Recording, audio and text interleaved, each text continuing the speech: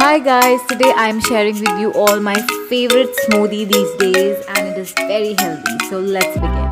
We need spinach, milk, banana, honey, foxnuts and sunflower seeds.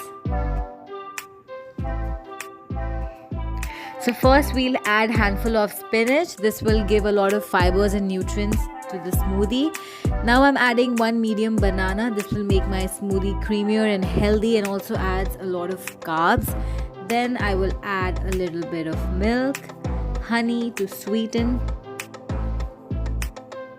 and the sunflower seeds.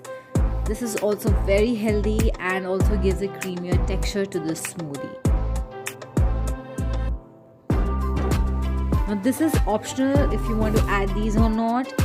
Then just close the jar and blend it, serve it and enjoy this freshly made smoothie. If you like my video, give me a thumbs up, like, share, subscribe to my channel and also share with your loved ones. Do share your favorite recipe of the smoothie and till then, thanks for watching.